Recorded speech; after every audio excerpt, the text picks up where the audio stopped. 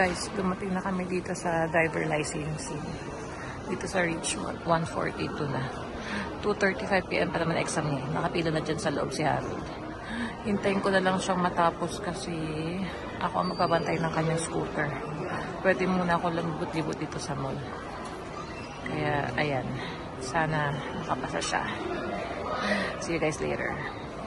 25, 10 cents, 2 cents, 50. 3 dollars select payment type. $4. 3.75.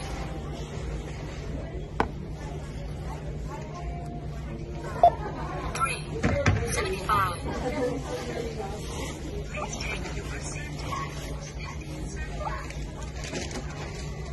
Thank you for shopping at cash or select payment type. Please place order in the next area. Nandito na ako guys sa ICBC. Hindi ko makita si Harold kung nasaan eh. 2:32 na. 2:45 exam niya. Feeling ko nandun na siya doon sa may parang takip na nag-e-exam. Nilibot ko na yun. Hindi na pumasok sa may scooter ako. Hintay ko na lang siyang matapos. Nag-ikot-ikot na ako dahil sa minis at saka sa dollar store. Meron na namang nakabudol sa akin eh. Ayan guys. Buti may dala ko laging extra eco bag. Kaya ayan. Meron naman akong napamili. Hintayin ko si Harold guys. Tatamad na ako maglibot-libot. Hagod na ako maglakad.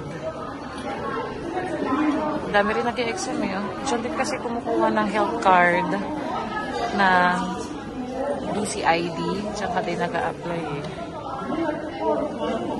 Driver's license, diyan din talaga. Parang one-stop shop kasi itong ICBC dito sa amin. Ayan. Update guys, 2:40 PM. Ayun si Harold, doon nakita ko yung ayan. Hintayin na lang daw siyang tawagin para i-explain sa kanya or kuhanin yung lisensya niya. Pero tinanong ko sa kanya, nag-no siya. Akala mo, bagsak ako. I saw that paper! Yeah! Nakapasa si Harold dyan! Praise the Lord, hallelujah daw. Video pa. Praise the Lord. Nakapasa si Harold dyan sa driving